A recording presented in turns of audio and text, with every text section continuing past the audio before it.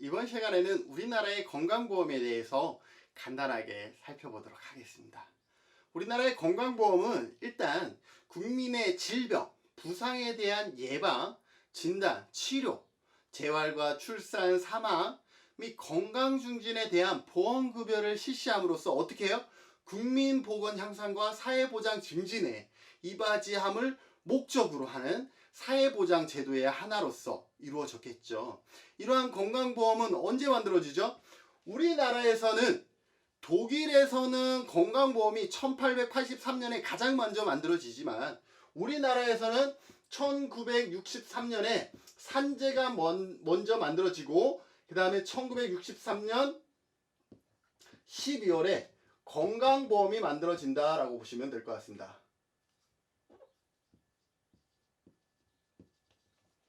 자, 이렇게 만들어진 건강보험은요, 강제 적용이 아니라 임의 적용이었어요. 그래서 임의적으로 시작이 됐어요. 그러면서 76년 12월에 강제 적용으로 바뀌어요. 강제 적용으로 바뀌죠. 바뀌면서 77년에는 500인 이상 사업장으로 늘어나요. 그리고 이 안에 다양한 변화들이 있지만 우리가 기억 1989년 어떻게 되죠? 전국민 건강보험, 의료보험 시대가 도입이 되죠. 자, 그런데 이러한 건강보험이요, 조합주의였어요. 조합주의. 다양한 조합으로 이루어졌었다라는 거죠. 그러던 조합주의가 언제? 우리가 건강보험에서 기억해야 되는, 시험과 관련해서 기억해야 되는 것은 1997년 12월에 이 조합이 합쳐져. 어떻게 합쳐지냐면 상당히 많은 조합들이 있었는데 여기에서 공무원이라든지 그 다음에 뭐 사립학교라든지 여기랑 뭐가 지역가입자가 하나로 합쳐져요. 그리고 여기에 뭐가 나눠져 있어요? 직장가입자. 이렇게 나눠지는 거예요. 1997년에 이 공무원, 사립학교, 지역 이런 것들이 다 나눠져 있었는데 이렇게 합쳐지고 이렇게 두 가지의 형태로 이제 다시 재묶음을 갖게 됩니다. 그런데 아직도 조합주의죠. 이것 역시도 조합주의죠. 자, 이러던 것이 언제 합쳐지냐 하면 1999년 2월에 어떻게 되냐면 이 두 개가 합쳐져요.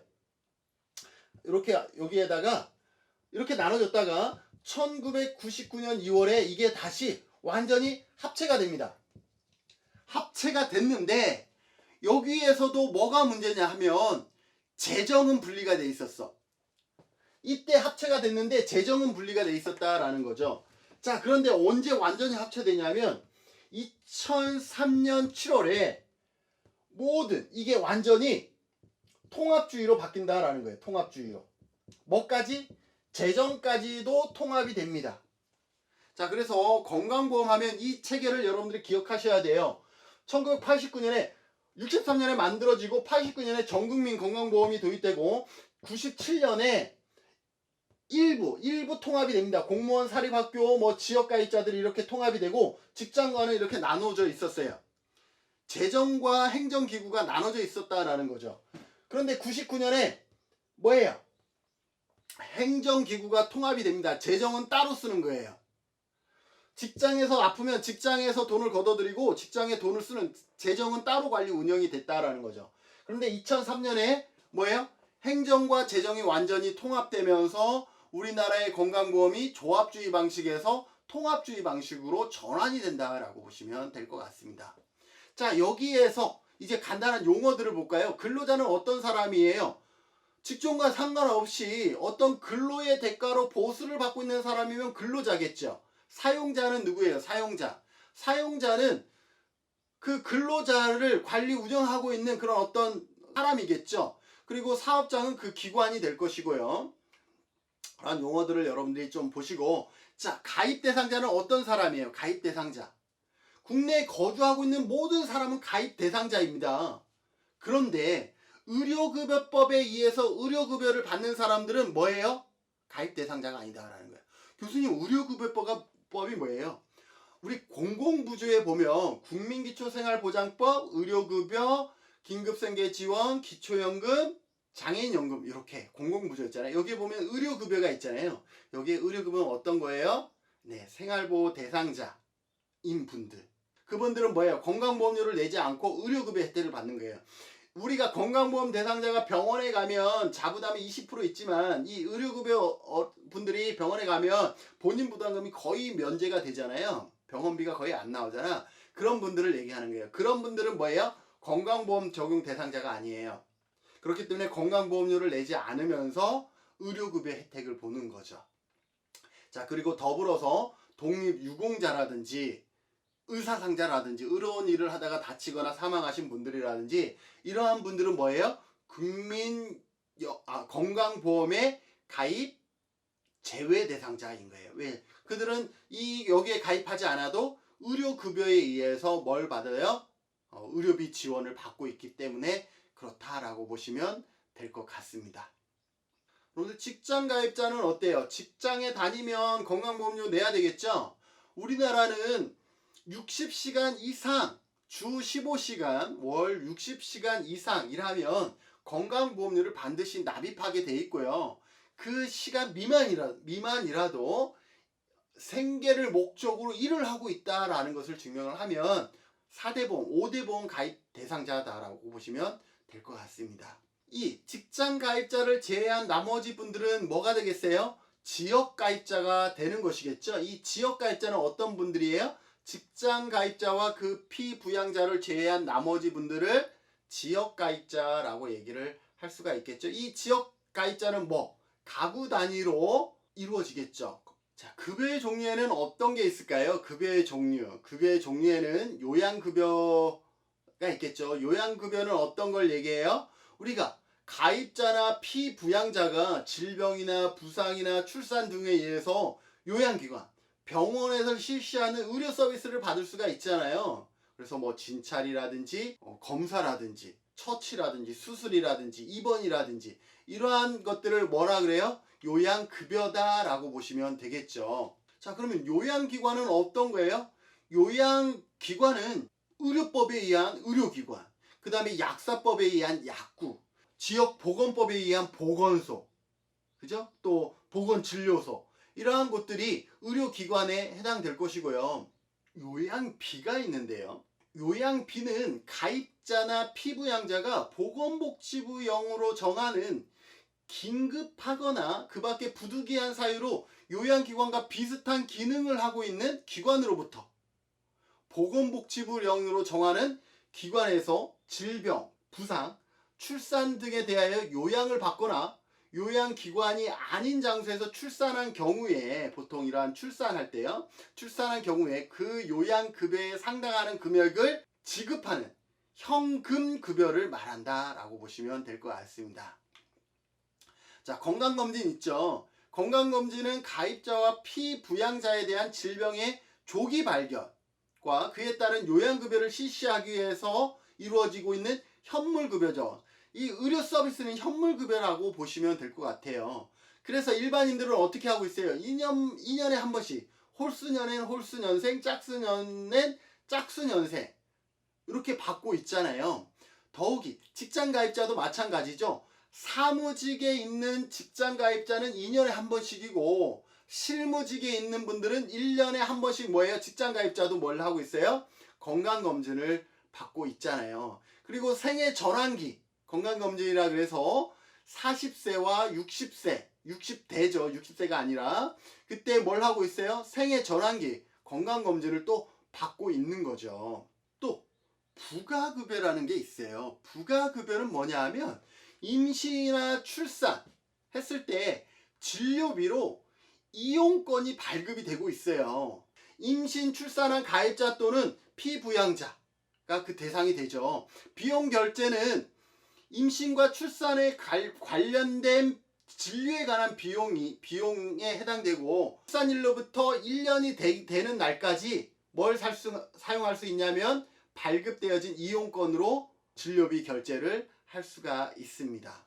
비용은 얼마가 되냐 하면 지금 상한액이 60만 원이라고 보시면 될 것 같습니다. 그래서 보통 출산했을 때 병원비 이러한 것들을 보통 이걸로 결제를 많이 하게 되고요. 건강보험에서 하고 있는 또 다른 사업이 뭐냐 하면 장애인 보장구 급여, 이러한 부분들이 있죠.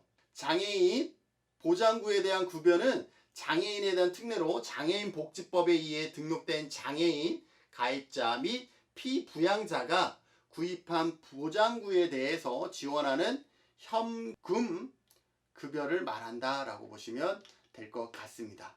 여기에다가요, 여러분들 건강보험 하면 저는 개인적으로 여러분들에게 꼭 같이 공유하고 싶은 것이 무엇이냐면 본인 부담 상한제예요.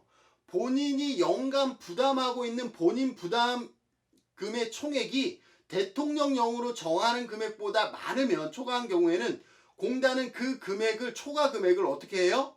부담해 줍니다. 자, 그러면 그 기준이 어떻게 되냐면 이 본인 부담 상한제는 뭐에 따라서 달라지냐면 가입자의 소득 기준에 따라서 나눠져요.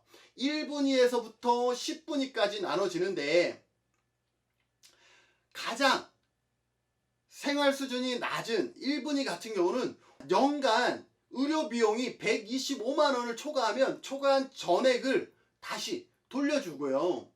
가장 높은 10분위인 경우는 1년에 582만 원이 넘으면 그 넘은 비용을 다 돌려주는 제도가 있어요. 그것을 본인 부담 상한제라고 기억하시면 될 것 같아요. 그럼 교수님, 병원 가면 보통 몇백만 원 나오는데 그럼 모든 사람이 다 이 혜택을 보겠네요 라고 얘기를 하는데, 여기에서요, 이 상한제에 해당하는 것은 뭐냐 하면요, 우리가 병원에서 지출한 총 우리가 결제한 비용을 얘기하는 것이 아니라, 조금은 안타깝긴 하지만 우리가 병원 그 영수증을 살펴보면요, 급여 부분과 비급여 부분이 있잖아요. 여기에서 급여 부분에 해당하는 금액이다 라고 보시면 될 것 같습니다. 그래서 안타깝게도 우리가 병원비를, 우리가 의료행위를 하면 대부분이 비급여 항목에 상당히 많은 X들이 다, 이쪽에 큰 X들은 다 비급여인 것이 조금 에러이긴 한 것 같아요. 이 본인 부담 상한제. 그럼에도 불구하고 급여 부분 자체도 상당히 많은 비용을 지출하시는 분들이 있는데, 그분들은 본인 부담 상한제를 통해서 다시 돌려받을 수 있는 그런 기회들이 있다라고 보시면 될 것 같습니다. 자, 그러면 우리 좀 더 나아가서 우리가 지금 내고 있는 건강보험료의 보험료율은 얼마죠? 보험료율은요, 올해 기준으로 6.67%죠. 소득 월액의 월 6.67%를 뭘로 내고 있어요? 건강보험료로 내고 있다라고 보시면 될 것 같습니다. 물론 지역가입자, 이거는 직장가입자인 경우는 이렇게 6.67%를 내겠지만, 지역가입자는 어떻게 내요? 지역가입자는 월별 보험료를 세대 단위로 산정을 하고 있죠. 이러한 보험료는요, 지금 법에 어떻게 됐냐면 8% 범위 내에서 8% 범위 내에서 매년 건강보험료 정책심의위원회에서 의결을 거쳐서 대통령령으로 정합니다. 대통령령으로 정한다라는 것은 뭐냐 하면 시행령에 정해진다라는 거죠. 그런데 만약에 우리가 이 8%를 넘어서, 건강보험료가 현재 6.67%인데 8%를 넘어서 정하게 된다 그러면 어떻게 되겠어요? 법을 개정해야 되겠죠. 법을 개정하게 되고, 그 전까지는 현행 8% 범위 내에서는 매해마다 대통령령이 정하는 범위 내에서 결정할 수가 있고요. 자, 보험료를 어떻게 내요? 근로자와 사용자가 각각 100분의 50%씩 내고 있는 거죠. 그렇게 해서 결정이 되고 있다라고 보시면 될 것 같고요. 모든 분들이 보험료가 그러면 동일하냐? 그렇진 않고요. 건강보험료에 경감 대상자가 있습니다. 어떠한 대상자가 경감 혜택을 볼 수 있냐 하면, 섬이라든지 벽지, 농어촌 등에 거주하면서 대통령령으로 정한 지역에 거주하는 사람들은 경감 대상자가 되고요. 65세 이상인 분들도 경감 대상자에 해당합니다. 더불어서 장애인 복지법에 의한 등록장애인, 국가유공자 등의 예우에 관한 법에 의한 국가유공자, 그 다음에 휴직자, 그 밖에 다양한 뭐 천재지변이라든지 여러 가지 이유로 생활이 어려운 분들은 건강보험료 경감 대상자가 될 수 있다라는 것도 기억해 두시면 될 것 같고요. 우리가 직장가입자는 사용자와 근로자가 각각 50%씩 부담하고 있잖아요. 공무원도 마찬가지로 내는 비율만 다를 뿐이지 공무원과 국가가, 공무원이라서는 나라의 직원이잖아요. 그래서 공무원과 국가가 각각 50%씩 부담을 하고 있어요. 반면에 사립학교 교직원은 좀 다른데요.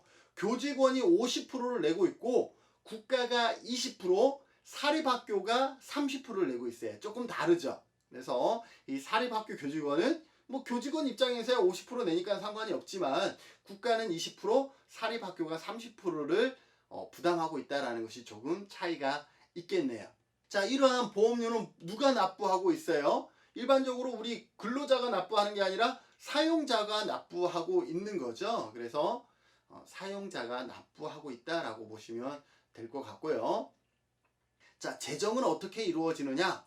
재정은요, 일단 국가에서 당해년도 보험료의 예상 수입의 14%에 상당하는 금액을 어떻게 할 수 있냐면 국고에서 건강보험공단에다가 지원해 줍니다.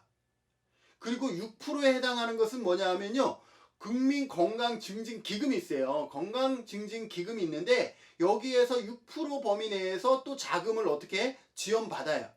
그렇기 때문에 정부 재원을 약 20%를 지원을 받는 거예요. 건보에서. 그러면 이 20%를 보통 어떤 데 쓰냐면 좀 전에 설명했죠. 경감 대상자가 있을 수 있다라고 얘기를 했잖아요.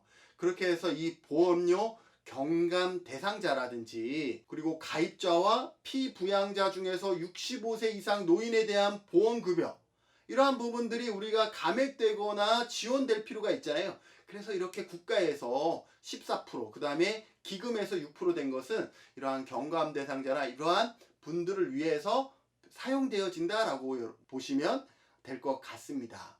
그리고 우리가 여기에서 또 기억해야 될 것은 아까 우리 건강보험료는 의료기관과 피보험자와 보험자가 다 달라서 3자 구도로 돼 있어서 수가의 부당 청구라든지 이러한 청구가 발생할 수 있다라고 얘기를 했잖아요. 그래서 이러한 것을 심사하는 심의기구가 있다라고 얘기를 했는데 그 심의기구를 뭐라 그래요? 심평원이라 그러죠. 건강보험 심사평가원.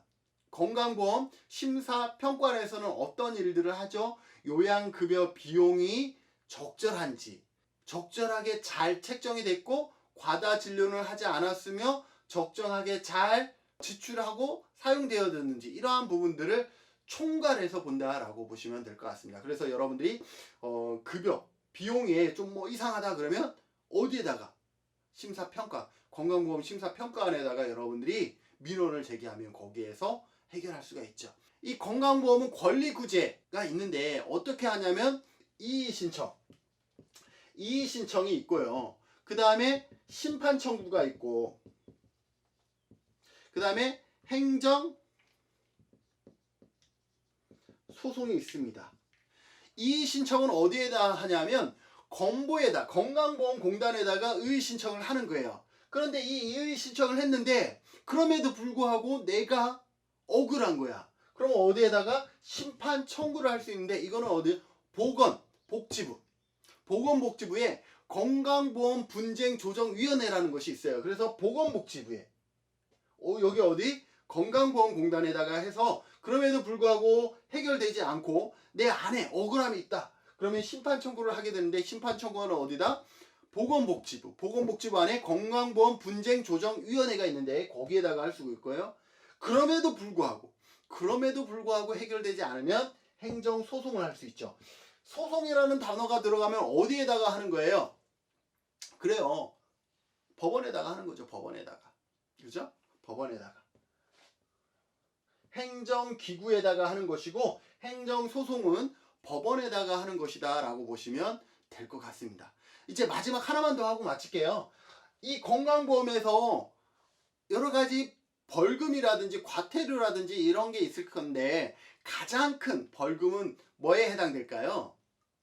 네, 가장 큰 벌금은요. 공단이라든지 심사평가원이라든지 대행기관이라든지 이러한 곳에서 종사했던 사람들이 보험 가입자나 피부양자의 개인정보, 특히 금융정보를 직무상의 목적 외에 어떻게 했을 때, 누설했을 때, 정당한 사유 없이 누설했을 때 어떻게 되냐면 5년 이하의 징역, 5천만 원 이하의 벌금에 처한다라는 것. 왜 이걸 기억하냐면 가장 큰 벌금형이기 때문에 그렇습니다.